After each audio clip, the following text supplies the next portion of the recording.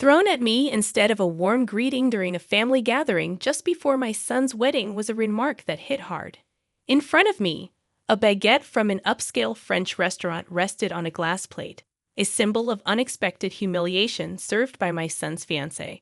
I had raised my son, Christopher, on my own, and never did I imagine such a moment of degradation. As a 55-year-old housewife named So, widowed early in life, I had dedicated myself to nurturing Christopher. This year, he turned 25, graduated from college, and secured a job, becoming the pride of my life. Despite his success, he chose to continue living with me in the house left by his late father. I cherished the idea of spending more time with him.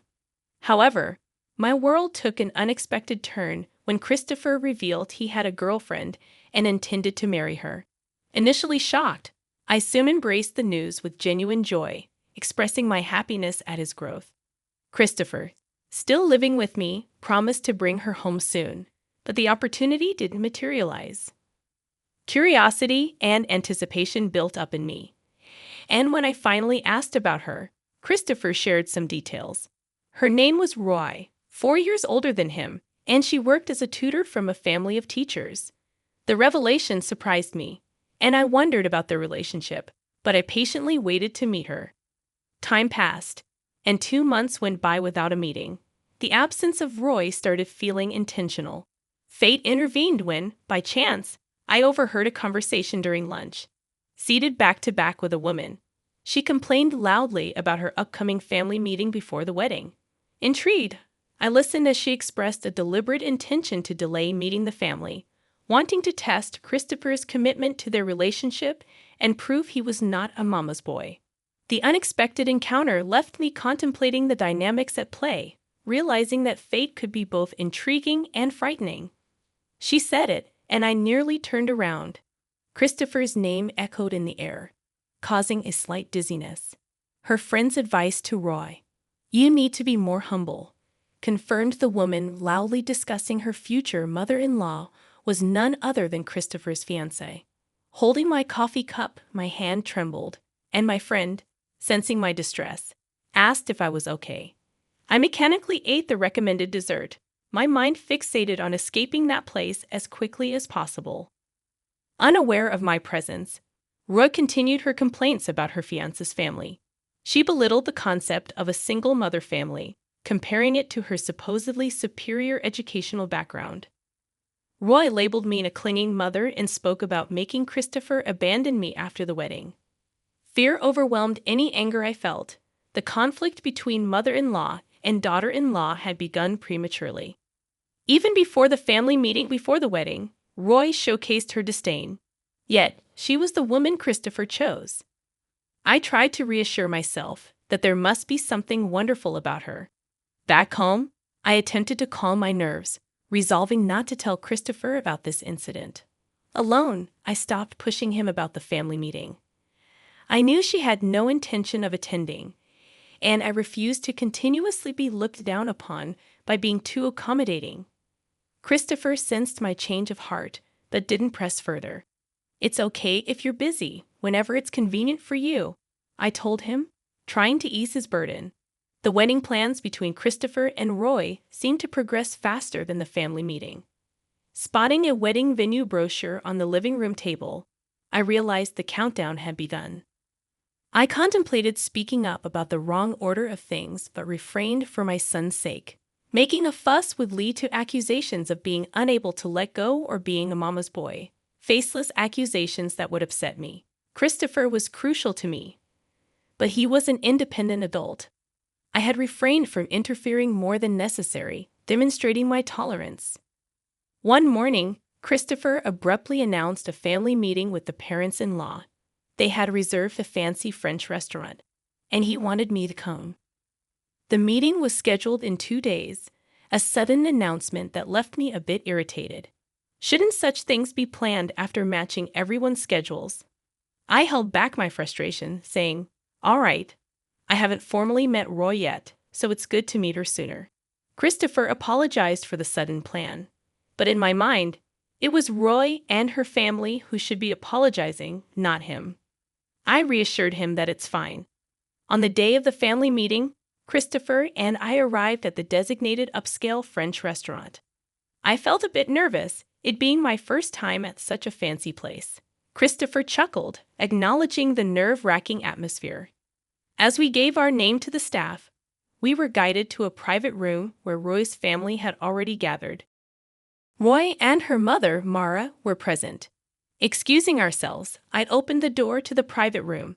Seated there were Mara, exuding a definite teacher vibe, and Roa, sporting slightly flashy makeup. Her dress seemed mismatched, likely chosen by Mara for the occasion. Roy and Mara remained silent until I finished my greetings, their scrutiny palpable as if evaluating me as a lesser presence. Christopher, familiar with Mara, greeted her with "long time no see."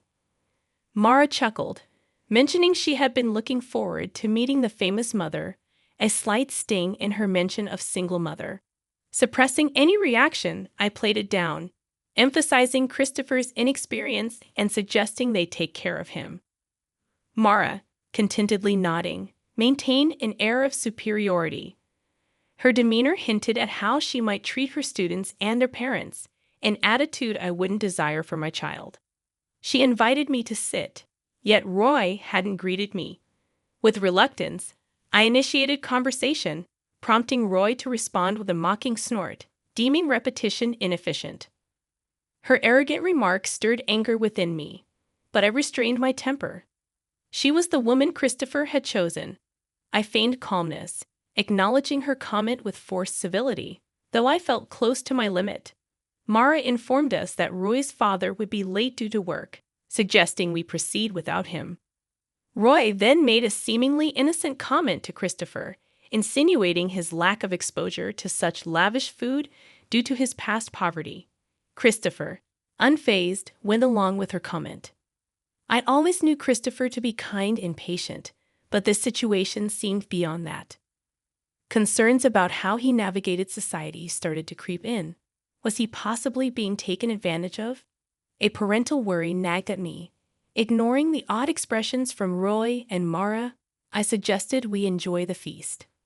However, their unpleasant smiles intensified, and the reason behind their mockery soon became apparent.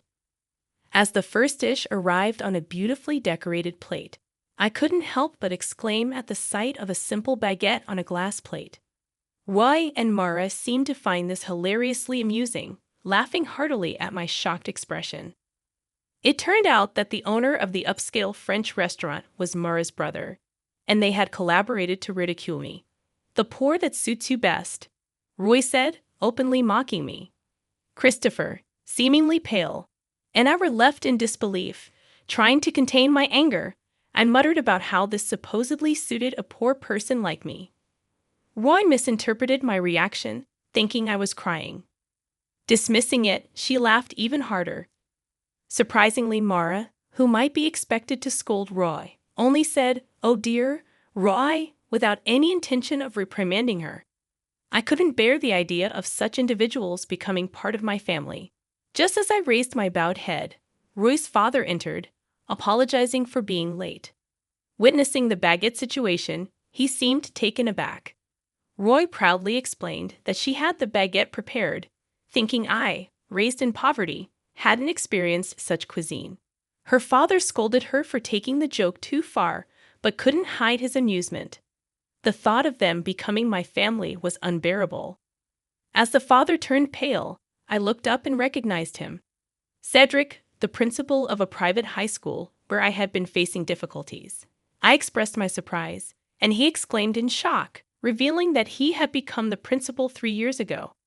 Instead of dwelling on educational policies, I couldn't resist suggesting he pay more attention to education at home, especially considering the insult from his daughter, something I vowed never to forget. I said, staring down at him. He had always berated me, claiming that a single mother couldn't be a principal. He had spread rumors that I couldn't properly educate my own child. Roy, realizing the impact of her actions, seemed taken aback. Marcia trembled, lost for words. I looked at each member of Roy's family and slowly bit into the baguette. The sound of knee crunching echoed in the room. delicious as expected of a high-end French restaurant's baguette. How about it, Cedric? I'd offered, smiling as I held out the glass plate with the baguette. His hand trembled amusingly as he took it. Don't get the wrong idea. I'd always separate work and personal life. Your dismissal has always been a topic at the board meetings. I was the one opposing it. Without rivalry, there's no momentum for reform. But your role ends here, I declared, giving him a final warning. In fact, I had evidence of him accepting bribes during admissions, manipulating interviews, and enjoying a luxurious life with that money. I was still deciding whether to pursue criminal charges, but if he left the school quietly, I was willing to let it go. Christopher, let's go home. She may be this kind of lady, but can you still see her as a marriage partner? I won't stop you if you choose her, I said to Christopher, whose gaze was fixed on the baguette Cedric held out to him. Roy, with a strange smile, whispered, You'll marry me, right? Thinking that marrying him was her only way to save Cedric's position, her pleading eyes turned to him. He looked down, gripping his hands on his knees. The engagement is off. This marriage is as if it never happened, he declared. It's just a joke. I didn't mean to mock you. It's a joke, Christopher. You're so stiff. Roy desperately tried to cover up. If that wasn't mockery, then what was it?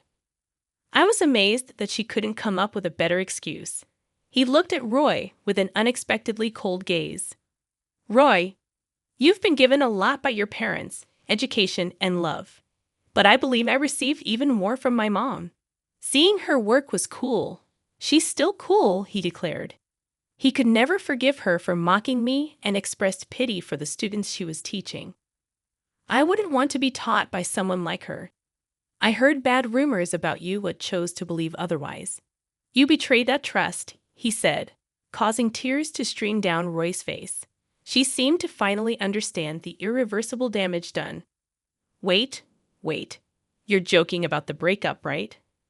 I bragged about getting married to my friends. I can't break it off. It's embarrassing, she pleaded tearfully. What's most necessary for you now is to reflect on how things came to this. We probably won't see each other again, but I hope you grow, I said. As Christopher and I were about to leave the private room, Cedric grabbed his shoulder to stop him. Christopher shook off his hand as if it were something filthy. I've been patient, but let me say this clearly. What's wrong with being raised by a single mother? Did you see Roy's vulgar behavior? Raised by respectable parents. You should be more ashamed, he said firmly. Cedric had no response and looked down in shame. Roy's cries echoed in the private room as we left the restaurant. The moment we stepped outside, we heard Cedric's angry voice, probably yelling at Roy. Christopher, you need to be more discerning in choosing women. When I said that, he scratched his head and mumbled, It's embarrassing. Apparently, Roy had aggressively pursued him, and Christopher, who tends to be easily swayed, fell into that situation. It was clear that Roy saw an opportunity in him. Regardless, I expressed relief that everything came to light before the marriage as we headed home. The engagement ended amicably. Roy initially demanded compensation, but Christopher dismissed it logically, explaining to his lawyer that Roy was entirely to blame for the broken engagement. The compensation demand was dropped, and when threatened with a lawsuit, Roy quickly backed down. Perhaps her parents advised her not to escalate the situation further. Though I usually keep work and personal life separate, Cedric had to leave the school due to the bribery issue during admissions becoming public. Faced with the choice of leaving quietly or going to court, he opted for the former. Unemployed and desperately seeking a new job, he faced the challenge of overcoming the bad rumors that spread fast in the industry. Roy, having resigned from her tutoring job, was reportedly confined to a room in her parents' house, too embarrassed to even seek new employment. Marcia, burdened with 2 unemployed adults, was allegedly preparing for divorce, yet she couldn't maintain her previous luxurious lifestyle. She wanted to use her earnings solely for herself, citing that as her reason for divorce. A logical decision, perhaps, but one that led to the family's downfall. While I feel a bit sorry for her, I believe it's her responsibility. Sometimes after the incident, I felt genuinely happy for the first time in a while. Christopher introduced me to a wonderful woman, a single mother working at the same place as him.